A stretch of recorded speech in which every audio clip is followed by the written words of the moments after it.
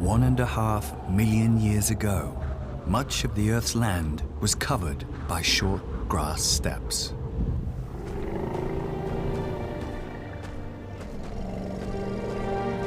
It was the Pleistocene age.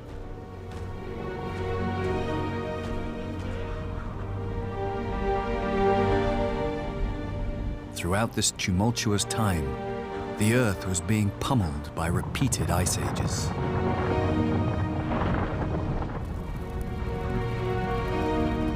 With each ice age, forests retreated and grasslands spread. Huge herds of prey were laid bare for a host of hunters. The cat-like saber-toothed megalodon, with its enormous fangs, lay in ambush. Spotted hyenas and Ice Age giant hyenas tested the herds for signs of weakness. Top of the food chain was the dagger-toothed Homotherium, pack-hunting killers that were rampant across the world, from Africa to the Americas. They were on the lookout for something big, really big, like a young steppe mammoth.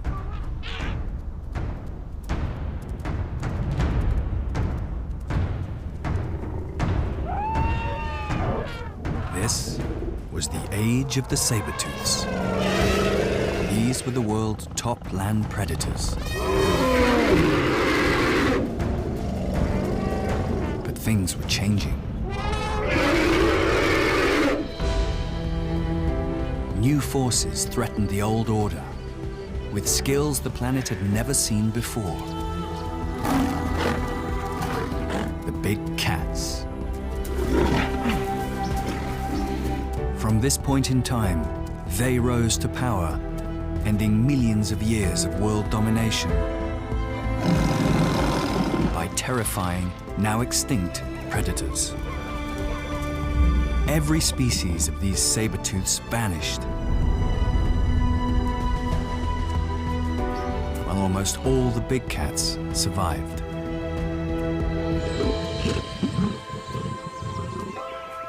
Why them? What's their story? In this episode, we go back to when the big cats were just beginning their ascent, to discover how the cheetah became so fast, why the elusive snow leopard takes such incredible risks, and how the jaguar traveled to the ends of the earth.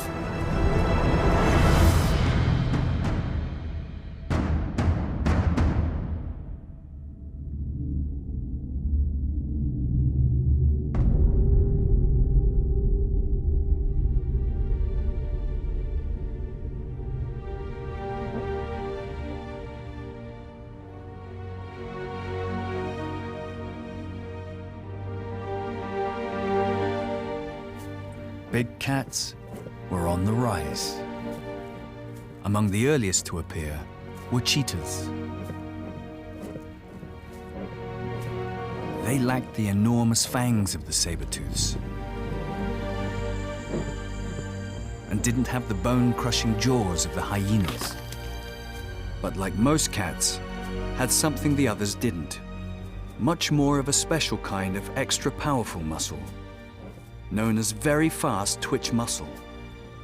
When this is combined with the cheetah's lightweight frame, it can deliver record-breaking speed. It could outrun all the other predators, and more importantly, its prey. As far as we can tell, cheetahs are the fastest land mammals that have ever been. But their gift came at a price. They have no stamina.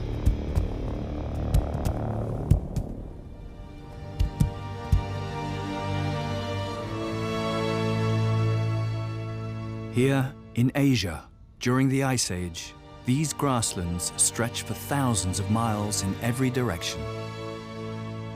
Prey animals roamed in their millions over the steppes, following the best grazing. This was the habitat the cheetah evolved to exploit.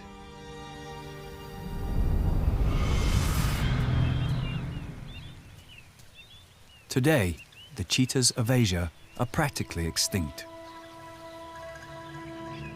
Luckily, in Africa, about 7,000 of these elegant wanderers still survive.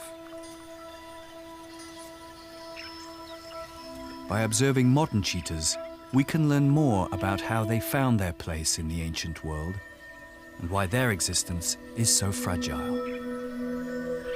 Cheetahs need open plains, and just as in the Ice Age, here there are still elephants that keep the plains free of trees, removing saplings as they emerge from the grass.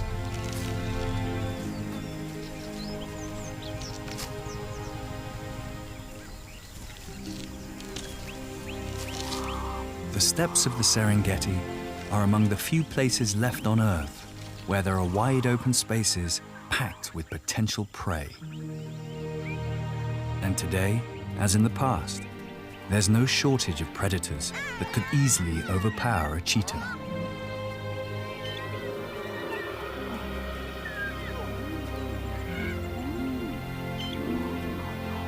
And vultures still crowd the numerous kills of the numerous predators.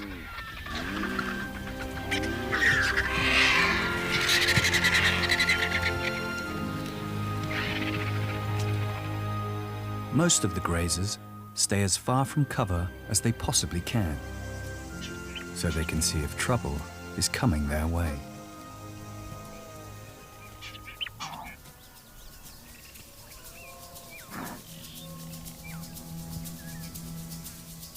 Any sign of a lurking killer, the herds generally run or display their extreme fitness. So the cheetah has a problem, which it solves in a unique way. Near the equator, the midday sun roasts the ground. With no shade, it's 40 degrees. Most hunters are much less active at this time of day.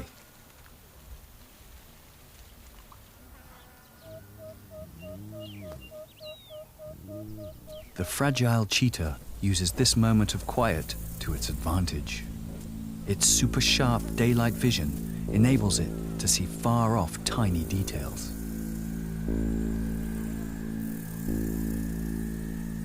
Like a small group of gazelles grazing a kilometer away. From this distance, the gazelle's stamina would easily beat a cheetah. So this young male will need every ounce of patience to get near enough for a strike.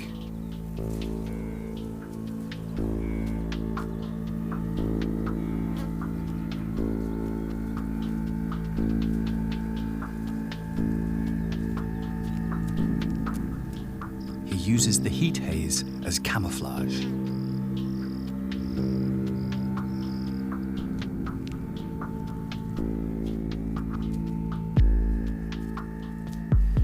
From the gazelle's low position, only the upper part of the cheetah is visible.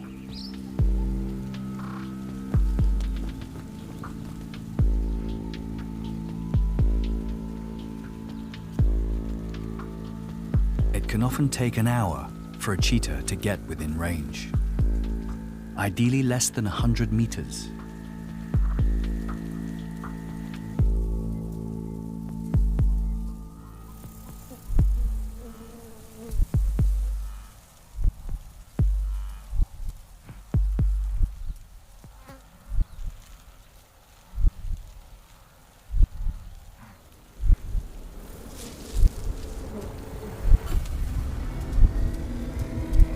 His super strength muscle kicks in. In a few seconds, he accelerates to almost 100 kilometers an hour.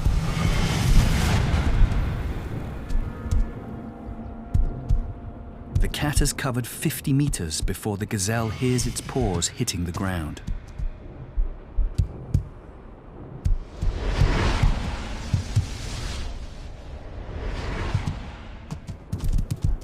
By the time the gazelle has reached its own full speed, the gap is down to 5 meters.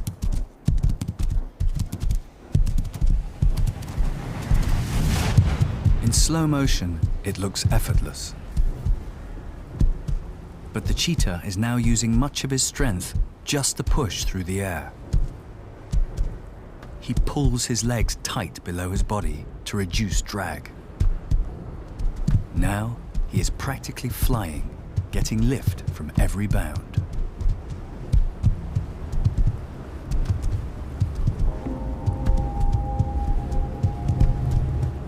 But he needs to be careful. There is a time limit on his run.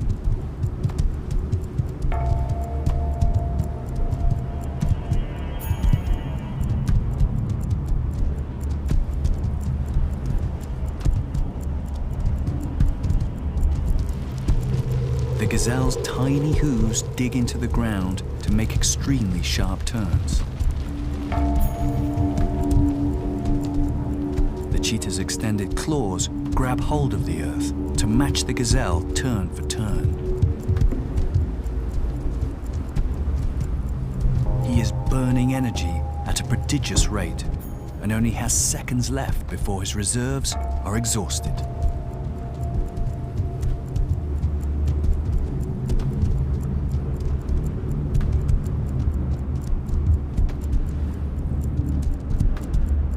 Very fast twitch muscle delivers extra power, but only for a short time. This is the kind of knife edge that drives evolution. The gazelle has increased his chances of passing on his genes, while the cheetah will have to search for a meal that is not quite so fast.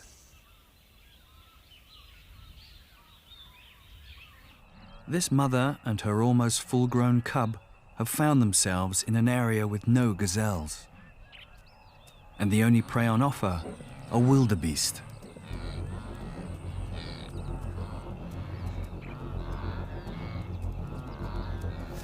Compared to a gazelle, wildebeest are quite slow and less agile.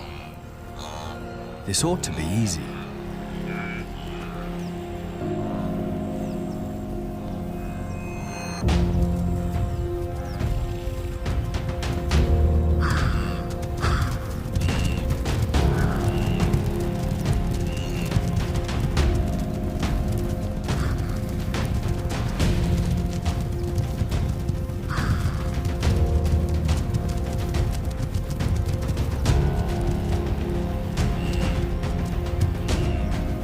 She fails to trip her victim, to use its own momentum to bring it down.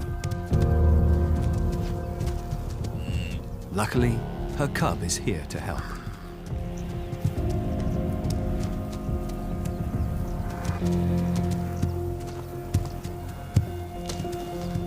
The saber-tooths had weight and powerful forelimbs to stop their prey. The lightweight cheetah has neither. They are working at the very limit of their abilities. Only acting together do they have any chance of pulling the wildebeest to the ground.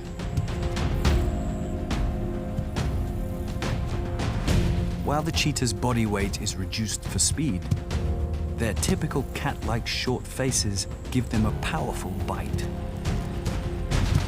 Strong enough to silence the victim and to cut through skin quickly, which is just as well. Vultures are already circling.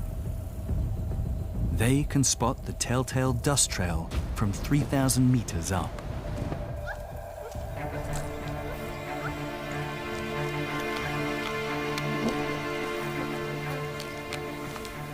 The cheetahs will have to eat as fast as they can, because dropping vultures are a sign that hyenas use to find free food, as they were back in the Pleistocene.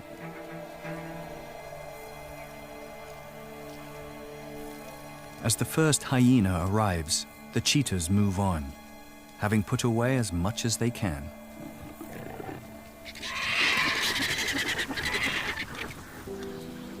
Of all the cats, the cheetah is the only one that is a true nomad.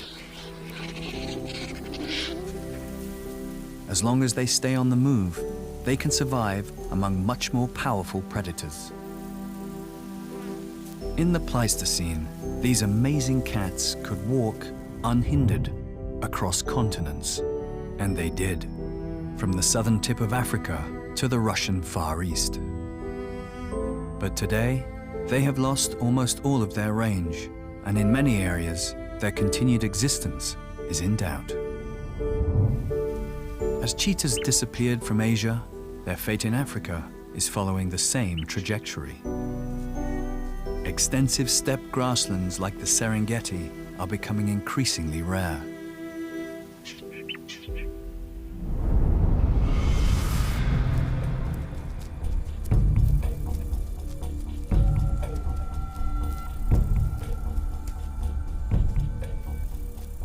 In the past, all over the world, the spread of grasslands had favored the running hunters like Homotherium, hyenas, and now the cheetahs. They were so successful, they evolved into two kinds: the standard cheetah and the 90-kilo giant cheetah, big enough to go after horses.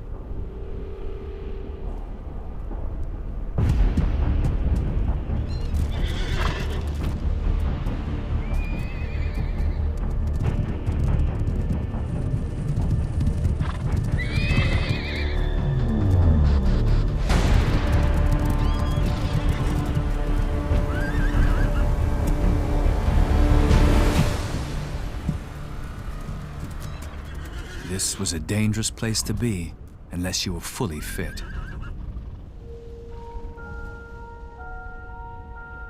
As a result, some of the prey animals moved off the plains onto rocky country, where the runners couldn't catch them. For a period, the mountain grazers had the cliffs all to themselves and evolved into many new forms. These were to be the bait that lured a new predator into the mountains. One that bore a remarkable similarity to a big cat that still survives here today.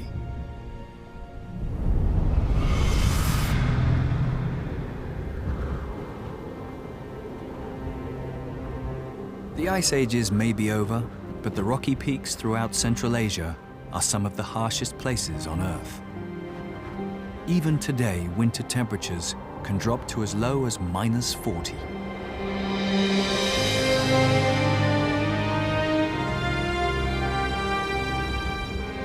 This is the world the snow leopard inherited. To survive in these desolate places, snow leopards must have evolved some special abilities.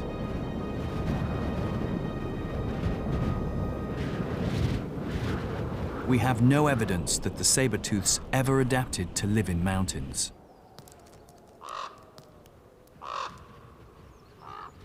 The snow leopard must have been a real pioneer. Firstly, it had to invent its own super-warm fleece, a coat so thick it could even cushion the cat against accidents. It carries a huge tail, weighted with fat, and massive furry paws. Adaptations to match its quarry for agility and grip.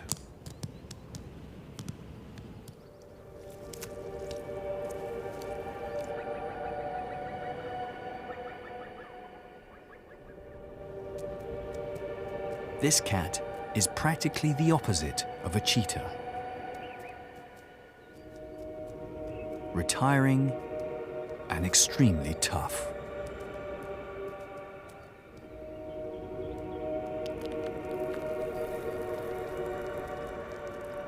Yet like the cheetah, snow leopards share the same kind of high-power, very fast twitch muscle and the same short, powerful bite. Like the cheetah, its biggest problem is getting close to prey. Here, there are plenty of places for animals to hide.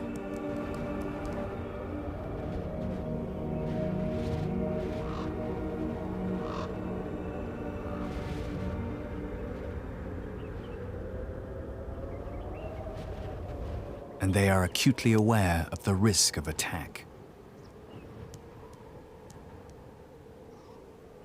From their high vantage points, ibex watch every move of every living thing. A mother with her cub is clearly visible on a distant ridge. And the cub doesn't help by playing hide and seek with itself.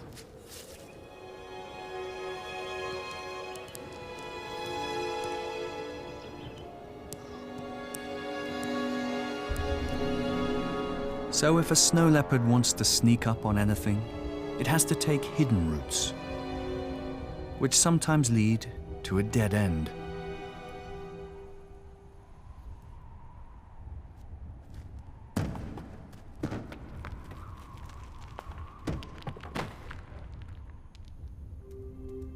Incredibly, this snow leopard isn't injured. Perhaps the ability to bounce is a critical skill for a cliff hunter.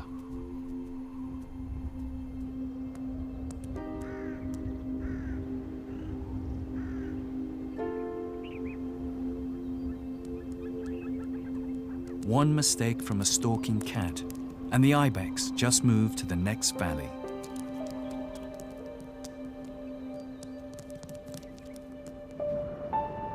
For the snow leopards, night is the best time to follow them, so the prey can't see where they go. The ibex settle down quietly, eyes and ears open. They can't see the cat moving.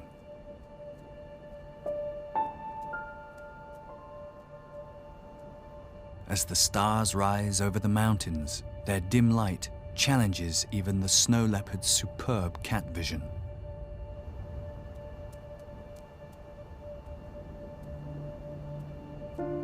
And yet he moves with ease on a near vertical cliff face. His incredible hearing and sense of touch help him to navigate.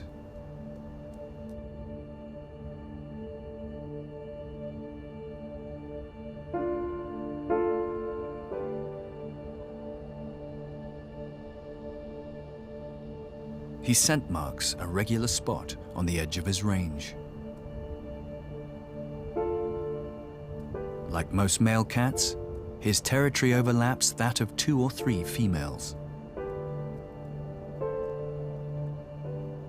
In some areas, male snow leopards often clock up 100 kilometers in a week, just to keep in touch with their neighbors.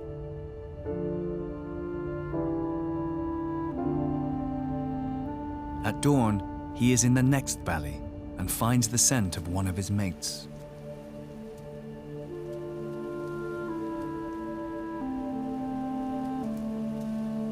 He leaves her a message.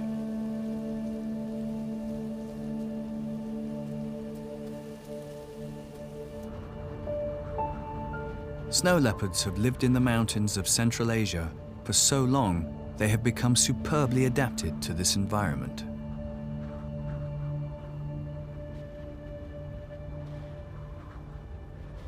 Their range is sometimes so vast and so sparsely inhabited by prey that when there is any chance at all of catching a meal, they need to act quickly.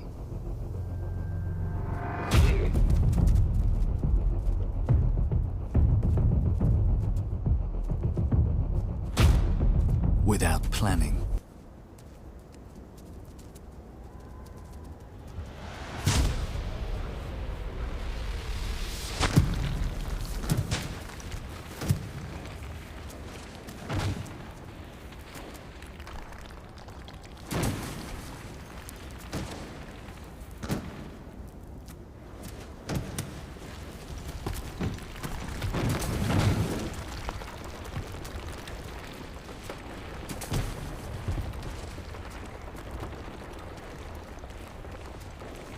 It's hard to believe, but they are both still alive.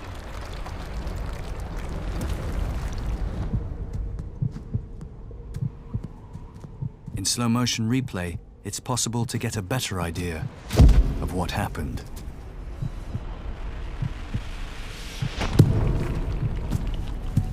Incredibly, she doesn't let go of the ibex. while the pair tumble, the cat still has the agility and strength to release her grip and grab the throat of the ibex to kill it.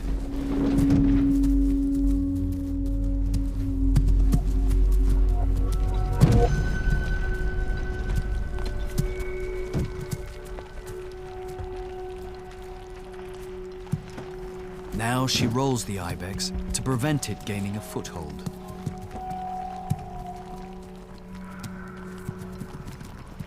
She's in control again.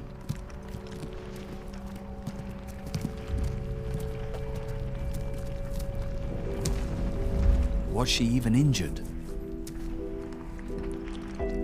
Here is the same cat 3 days later, apparently unhurt, making her way back to her now frozen meal, which does suggest snow leopards are better adapted to mountain life than we ever could imagine.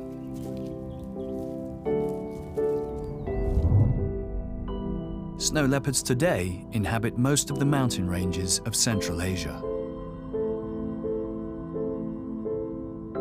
Estimates of their total population vary from between over 10,000 and just 2,500. Snow leopards are so elusive and thinly spread, we are only just learning how to study them in the wild. But one thing is clear, their already low numbers are shrinking.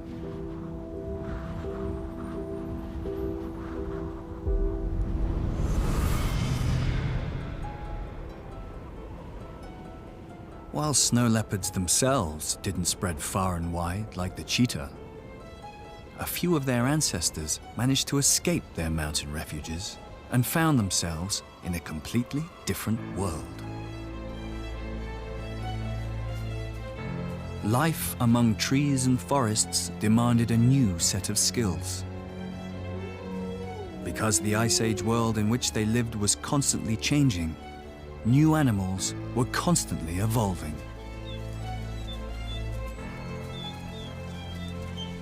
Wolves were making an appearance.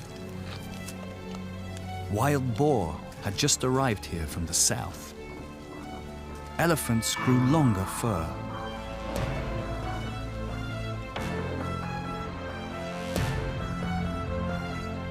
This is the world that gave rise to a big cat that took a very different path. According to the fossil record, it seems to have been in the lost forests of Europe and Asia that this hunter first honed its skills. This new predator was a big cat, bigger than any that had lived here before. And yet it most closely resembles a species that would eventually only be found in the tropics, on the other side of the planet. These ancient European predators were in fact jaguars. Supersized Ice Age jaguars, twice as big as their snow leopard ancestors. And that meant they could hunt bigger prey.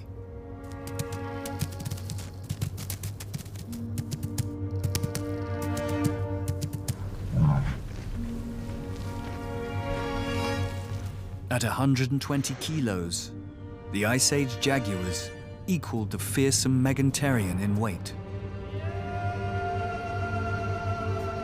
These animals had held sway in the forests and scrublands of Eurasia for millions of years.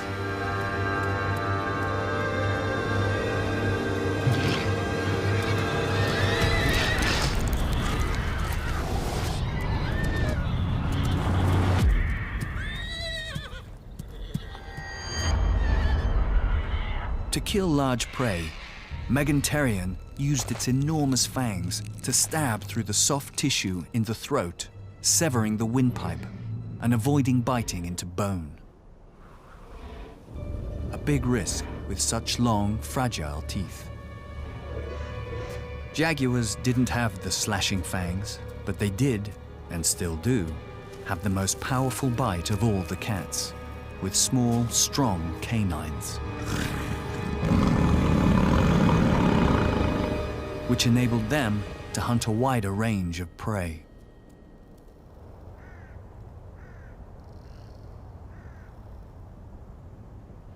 Saber-tooths would soon be extinct in Eurasia, while the jaguar would spread to new continents. Why did it survive, while so many of its contemporaries vanished?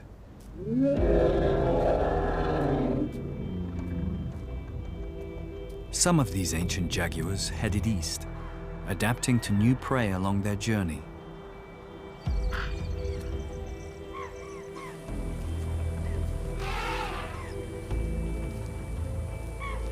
Sticking to cover or forested areas, these intrepid cats traversed Central Asia. They survived the harshness of Siberia.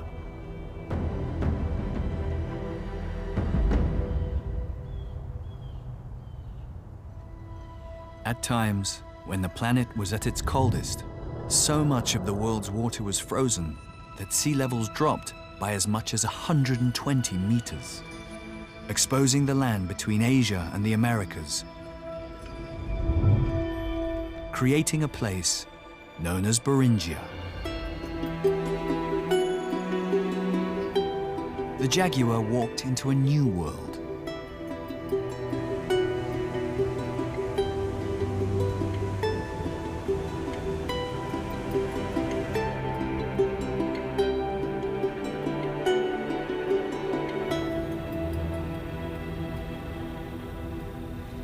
And eventually arrived in the tropics.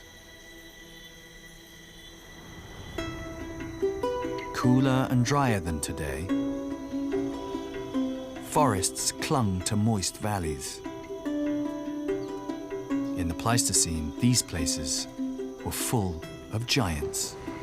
Huge scavengers soared over the hills. There were enormous snakes that could crush a big cat. And America's own saber-tooth, Smilodon. At twice the size of the Eurasian megatherium, Smilodon would have towered over the jaguar. Even so, jaguars and Smilodon coexisted here for 500,000 years. Why did the jaguar make it into the present day and not Smilodon?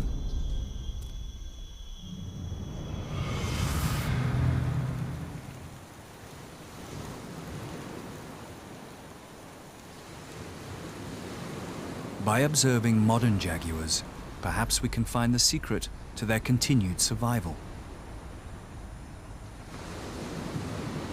While the giant birds that once patrolled these skies are missing, their smaller relatives indicate there are still plenty of predators here, keeping the scavengers in food.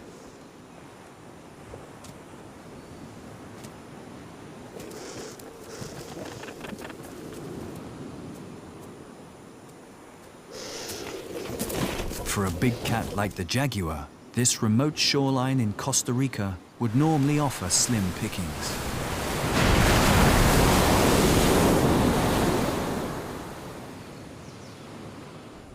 But this beach is special.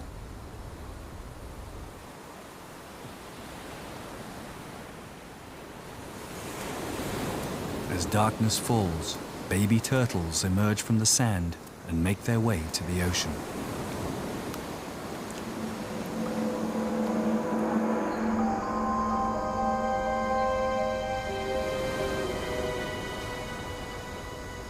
For the first time, special night vision cameras reveal an ancient scene.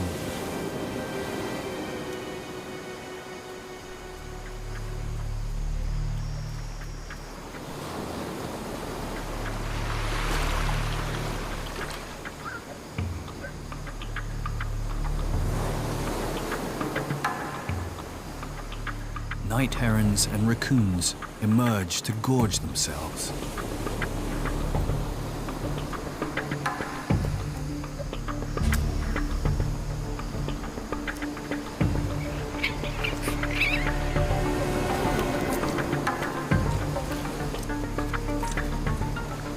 Crocodiles join the feast.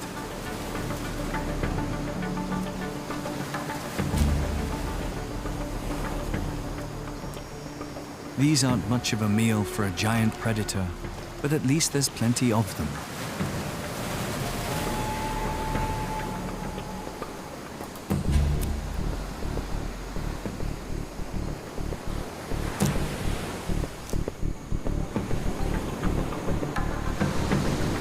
The jaguar has no interest in any of these.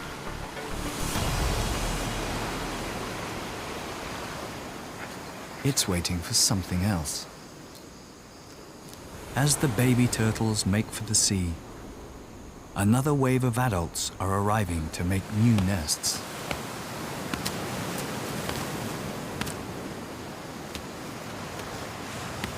In the darkness, the noise her flippers make as they slap on the hard sand is just the information the jaguar is waiting for.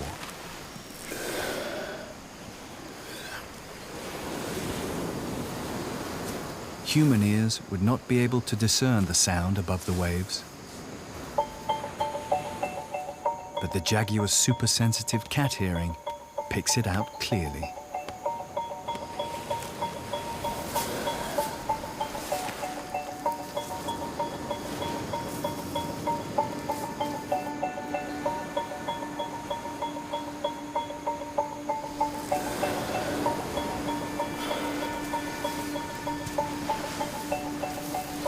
Compared to the snow leopard, this must be the most casual big cat hunt ever.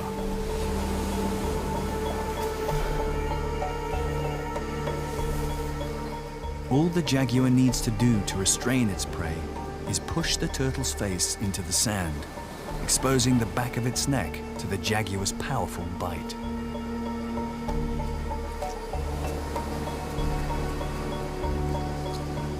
Flailing flippers are no defense.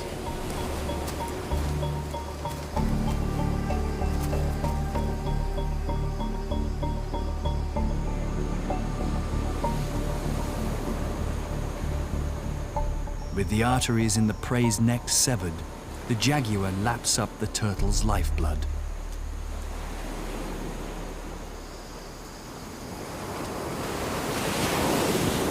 Its thirst sated, the cat will want to get its 40-kilo prize away from the beach.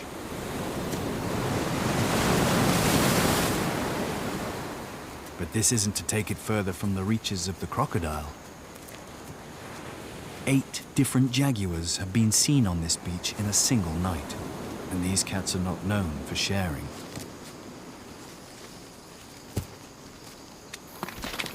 Strong, stubby canines easily pierce the turtle's armor.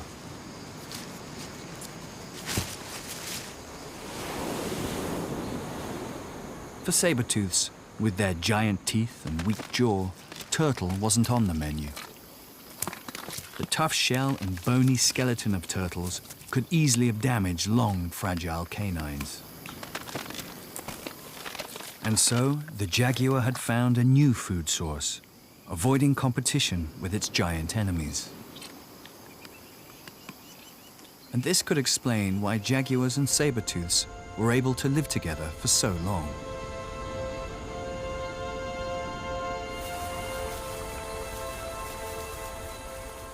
On the beach, more turtles are coming ashore.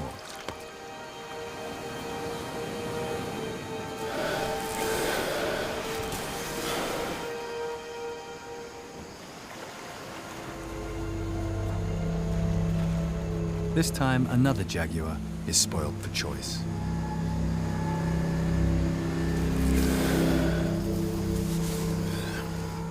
Again, the technique is the same.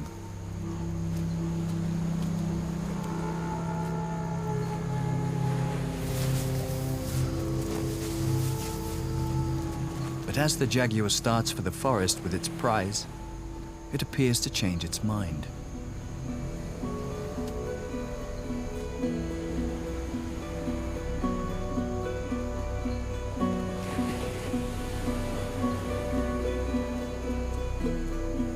In cats, the need to feed and the desire to kill are not necessarily linked.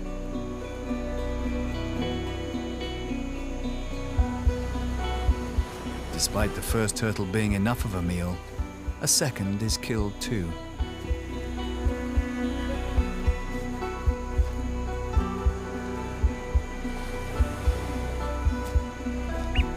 turtles' defense strategy is to synchronize their nesting. When the beach is inundated, even jaguars with the most insatiable drive to kill are unable to make a significant impact on the turtles.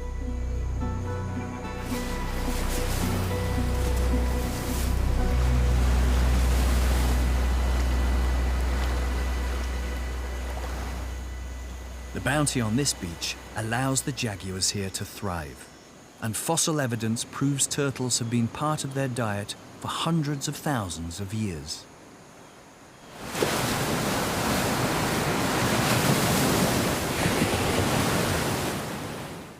When the beach is empty, jaguars look back to the forest for their prey, as their ancestors did.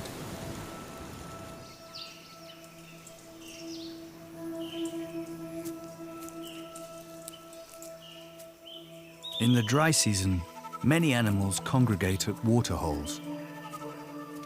But deer are agile and fast, not ideal for a stocky jaguar. Instead, jaguars normally target the white-lipped peccary, an echo of the wild boar they certainly hunted in Europe.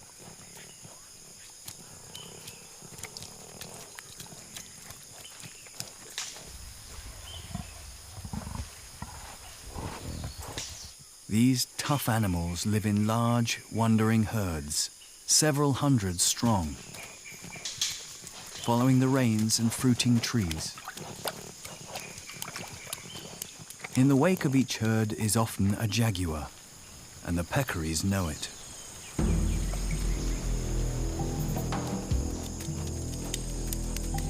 So they've developed an excellent early warning system, using their canines to make this strange sound.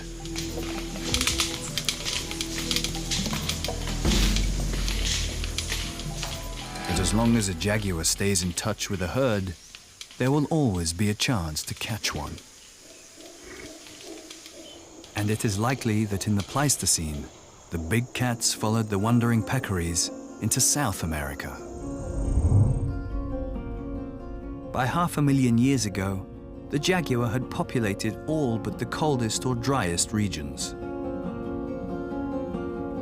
especially rainforests, savannas, and swamps. And it is among these swamps that the jaguar found a world with a completely fresh menu.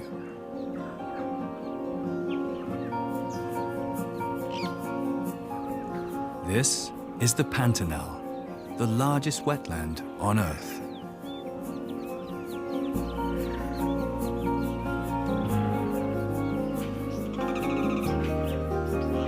There are still relics of the Pleistocene here.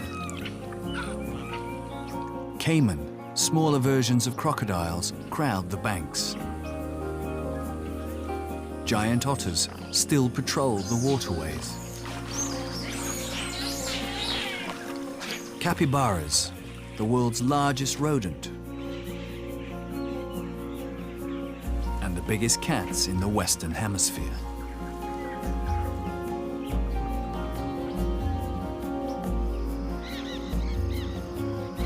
This is one of the very few places on Earth where it is even possible to see wild jaguars in action.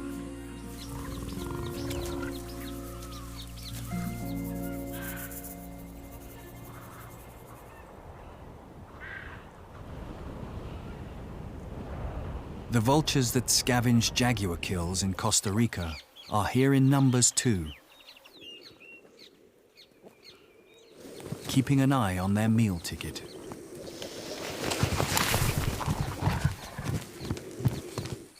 So something must be going right for the jaguars, despite the fact that there are more caiman here than any kind of crocodile anywhere else on Earth.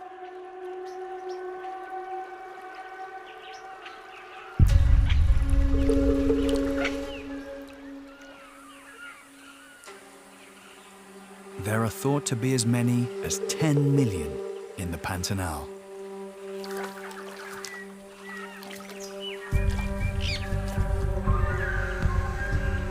On the surface, it doesn't seem to be typical cat country.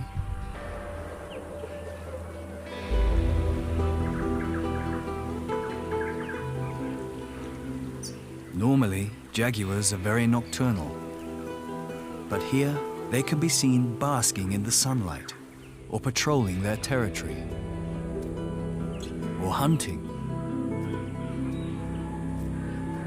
Unlike the snow leopard, the jaguar has plenty of options.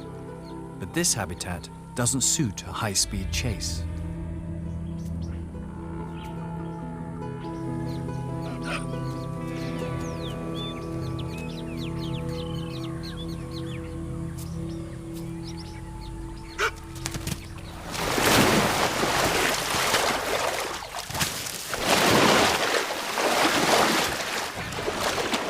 With the approach of a big cat, everything makes for the water. Which is what you'd expect. It's broad daylight.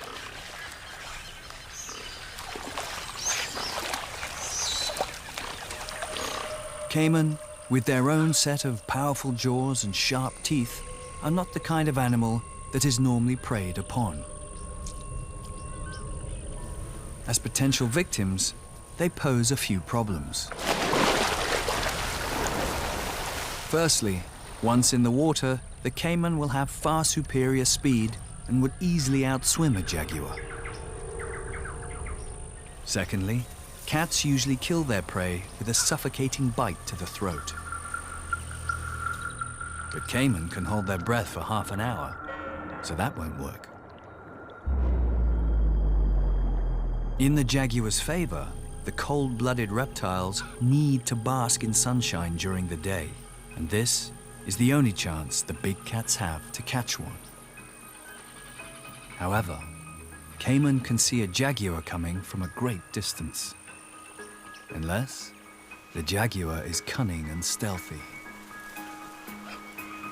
A successful hunt requires planning. The jaguar has to get very close without being seen.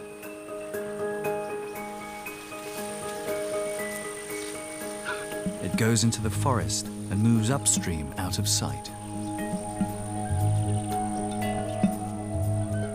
The jaguar emerges from the forest directly behind the caiman, in its blind spot.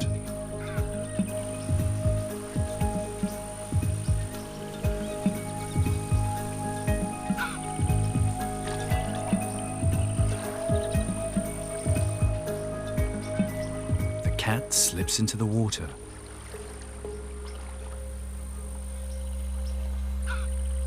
And swims directly to the basking reptile, staying exactly where the caiman can't see it.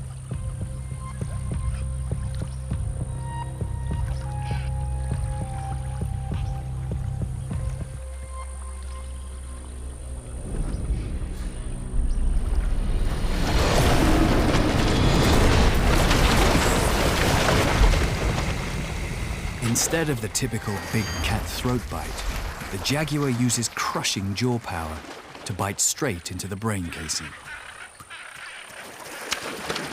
The kill is almost instantaneous.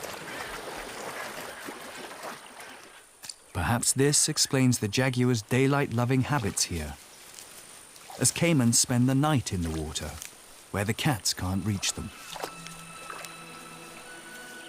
Once again, the jaguar's short face and powerful bite gave it the ability to hunt prey the saber-tooths had the wrong tools to kill.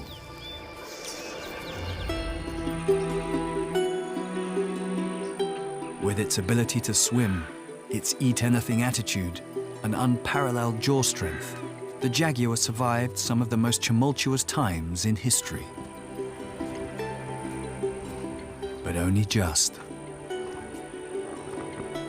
In the past, they avoided human contact whenever possible. Today, in protected areas, they are beginning to come out of the shadows. To see a mum and cub playing in the open like this was until recently extremely rare.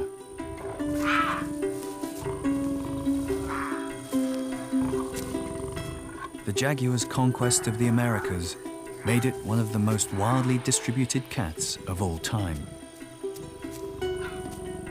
But its reign was not to last. In Eurasia, the arrival of early human hunters possibly lions and tigers too, put paid to the saber-tooths there. And by 400,000 years ago, the jaguar had suffered the same fate.